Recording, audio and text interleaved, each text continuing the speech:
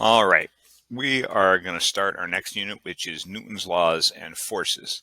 And people find this unit, most people really like it. It's very visual and it's a little bit less mathematical than the last couple of units. So the definition of a force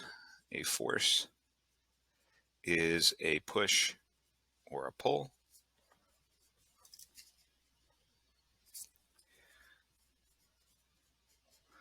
And the unit for it is newtons, which we saw before when we were doing our vectors unit. The force of gravity, it's a force that attracts any two objects. We just think of it as the thing that pulls us towards the center of the earth. Okay, but any two objects in the universe have a force of gravity between them. And the symbol for it is going to be F with a little g after it. Normal force, okay? It's the force between surfaces, and it's perpendicular to the surface. Okay, the word normal here actually means perpendicular. Okay, it doesn't mean not weird. Okay, and an example of that, so there's gravity pulling down on this pen, pulling it down towards the center of the earth. Well, why doesn't it fall? It's because it's being pulled down into the table and the table pushes back up on it, and that's the normal force. And we're going to use F with a little n after it to stand for normal force. Force of friction, it's a force that opposes motion.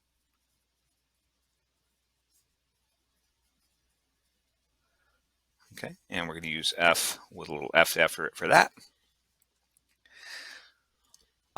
Tension is the force from a string. Okay,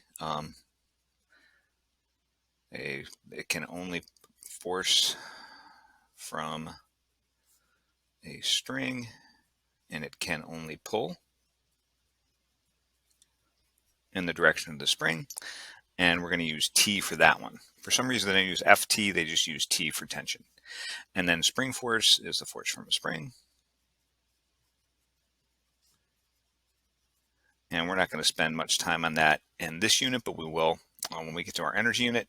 And we're going to do F with a little s after it for that. So these are the ones we're going to commonly use. Now, a free body diagram, you draw only the object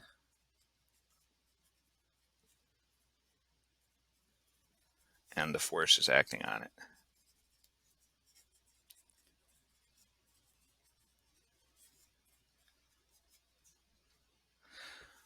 Okay, that's why it's called free. You free it up from everything around it. Okay, so we have a block being pulled across a frictionless table by a spring. So if I was to draw this whole thing out, I got my table. Okay, I got my block, and I got a string pulling it that way. Okay, my free body diagram, I only draw the block, I don't draw the table. So I draw the block. Okay, now in class sometimes, okay, I will have you guys come up with the forces around the free body diagram.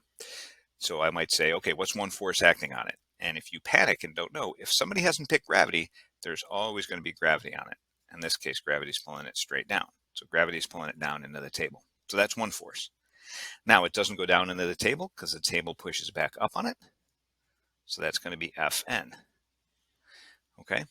And then we got a string pulling it to the right, and we call string forces tensions. So that's going to be my free body diagram for that block. Now the same block, but add friction. Friction is going to be back the other way because it's trying to move to the right. So friction always opposes it. So I'm going to have my tension this way. I'm going to have my force of friction this way. And you always have gravity.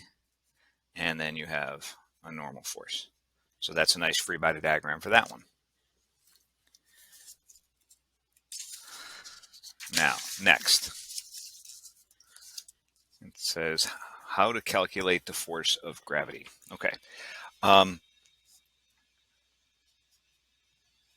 Force of gravity. Another word for the force of gravity is weight.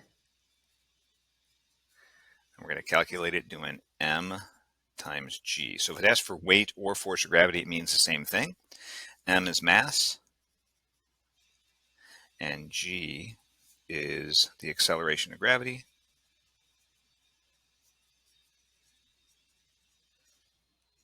Or sometimes you'll hear it referred to as the gravitational field strength.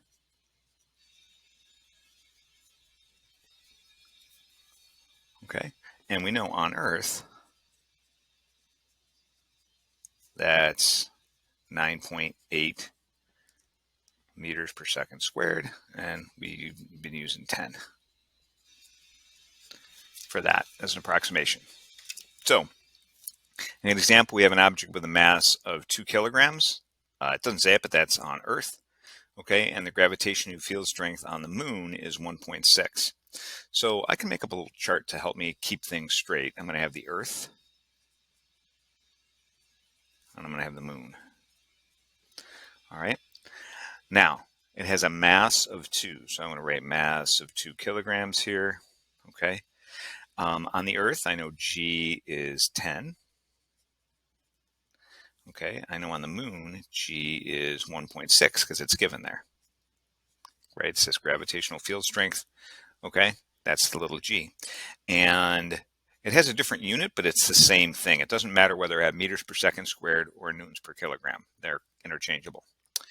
All right, and then it wants the weight on Earth. Remember, weight is force of gravity. So Fg over here, and then eventually we're going to find the force of gravity over here. So we're going to use our equation. Let's call this part A. Okay, so for part A, we're going to use our equation Fg equals mg. All right, force of gravity equals mass times the acceleration of gravity.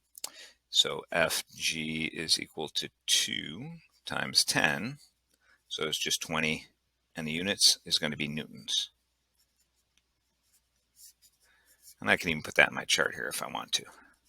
All right, so that was part A. Part B. Okay, what is the mass on the moon?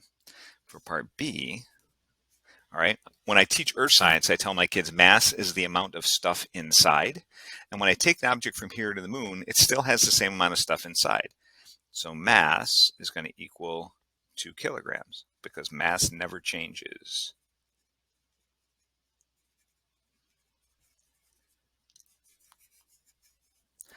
All right, and so now I know the mass over here is 2 kilograms. And then part C, it wants the weight on the moon. So we'll do that over here. So we're looking for weight. Again, we're looking for Fg, force of gravity.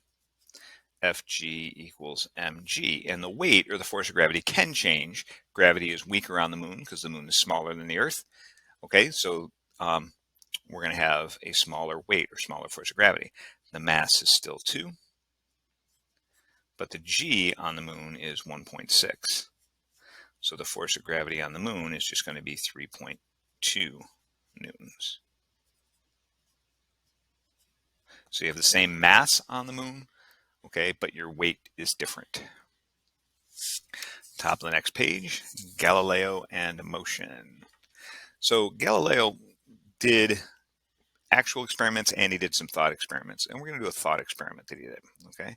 If I take a ball and have it roll down the hill, okay, that ball is going to speed up. And if I take a ball and have it roll up a hill, it's going to slow down. Now, by that logic, he says, if I have a ball and I put it on a flat surface and roll it, it won't speed up or slow down. It'll say a constant speed. Okay? Well, why do objects always come to rest? Right? If I take a ball and I roll it, it's not going to roll forever. Eventually, it's going to stop. And it's because there is friction.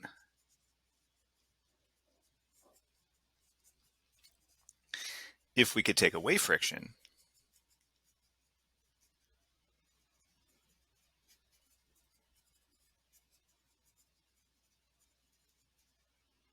the ball would continue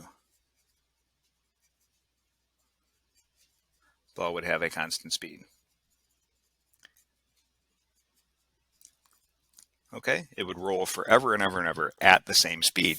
And he was getting into something really, really fundamental. Okay, before Galileo came around, they said everything on Earth always comes to rest, but everything in heaven, everything in the sky, keeps moving forever and ever, right? The moon keeps going around and around and around the Earth and never slows down. So it was a different set of rules for the Earth than there was in space.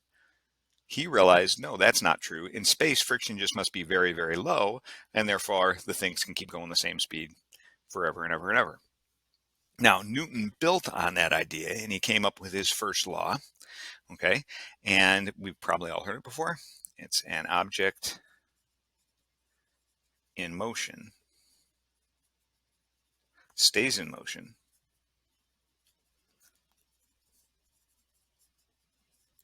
and I'm going to add something to it because they don't usually say this part, at a constant velocity unless acted upon by an unbalanced force.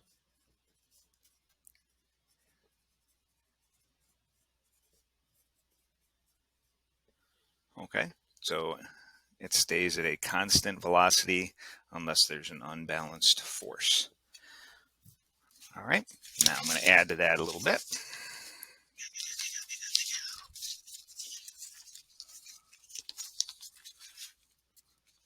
Okay, so what that means is if the force is balanced,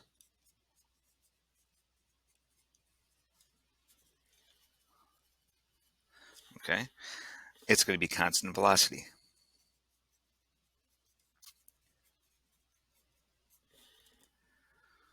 Okay, and we call that equilibrium. All right, so no change in speed or direction. That's why I use the word velocity, because velocity has direction to it. So there can't be any change in speed or direction. Now it may be at rest. That's just a constant velocity of 0, but it has to be a constant velocity. Okay, sometimes you hear an object at rest will stay at rest. That's true, but that's really just a part of this. Now, if the forces don't balance,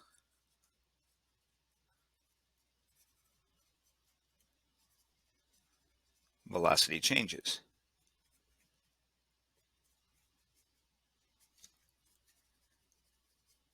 And it can change one of 3 ways. It could be speeding up, it could slow down, or it could change direction. Because changing direction is a change in velocity. Okay, we're going to be dealing with speeding up and slowing down in this unit a lot. In a later unit, we're going to be talking about change in direction. Inertia. Inertia is a resistance to a change in speed. Okay, so I could say which has a greater inertia.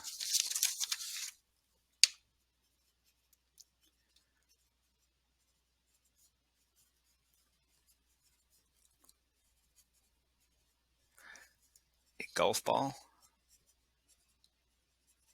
or a bowling ball. So which is harder to change the speed of? It's really easy to change the speed of a golf ball. I just whack it and suddenly it's going really, really fast. Okay, it's harder with a bowling ball. So the bowling ball resists the change more. So a bowling ball, it's harder to change its speed.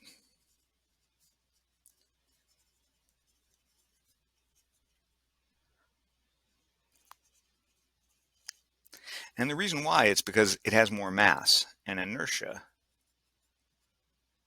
is just a fancy word for mass. All right. Now, for each example, determine if the force is balanced and explain. So a car traveling along a straight level road at a constant speed, yeah, the force is balance. Speed and direction don't change. A car slowing to a stop, forces don't balance.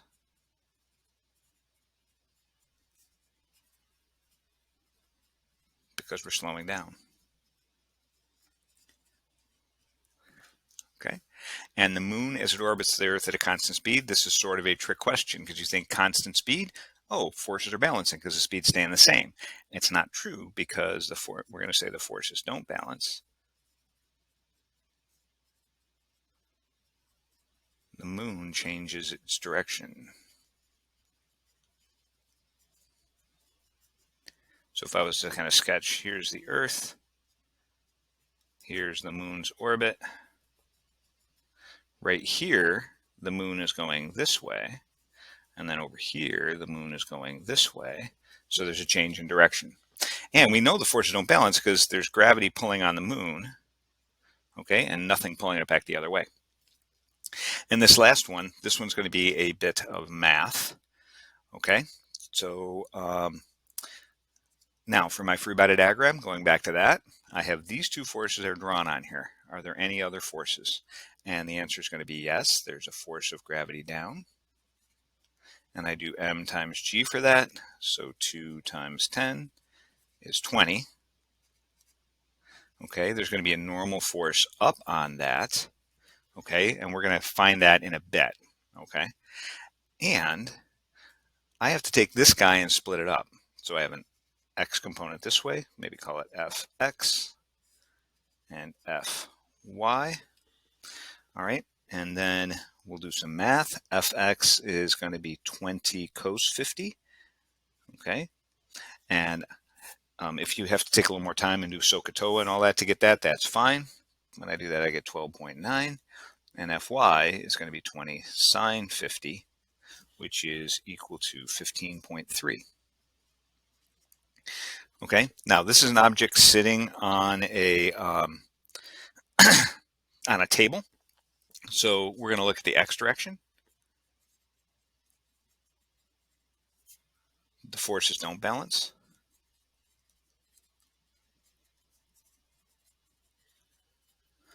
$16 does not equal 12.9. Okay, so that means it's either going to start accelerating this way, or if it's moving that way, it's going to slow down. We really can't tell because I haven't told you which way it's moving yet. I just know that the speed is not going to stay the same because they don't balance.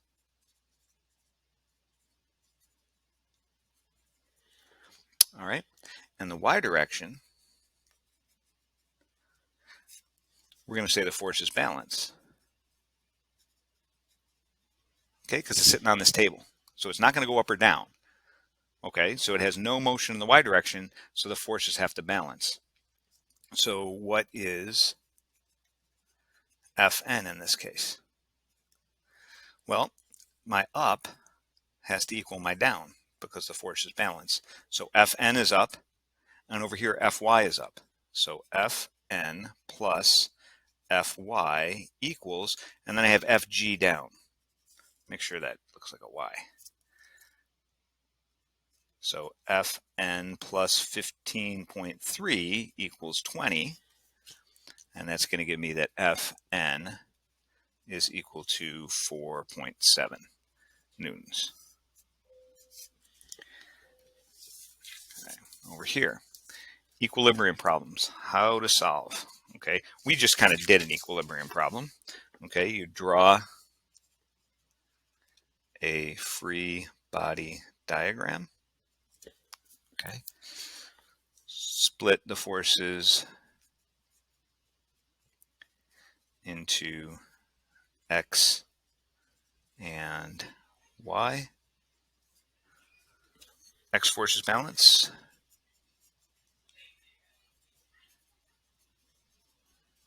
And y forces balance. All right. So here's our example. I got a sign being held up by two strings. Tension in the angle string is 40. and I want to find the force of gravity on this guy and the tension. So I didn't draw it in here, but we have a force of gravity going down this way. So those are my three forces. Okay. Now I'm going to split, because it's not sitting on a surface, so there's no normal force. It's just being held off the ground. So I'm going to split this T1 over here up into T1x and T1y. So this is going to be 40 cos 30. So that is equal to 34.6. And T1y is going to be 40 sine 30, which is 20. Okay, now my x force is balance. So my left balances my right. So T2 has to equal 34.6. So I already found that, and that was pretty straightforward. My y force is balance.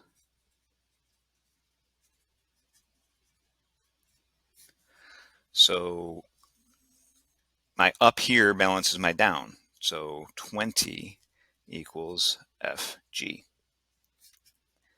And I didn't ask this here, but we can find the mass really easily too, because now we can do Fg equals mg. So 20 is m, and we're on Earth, so g is 10.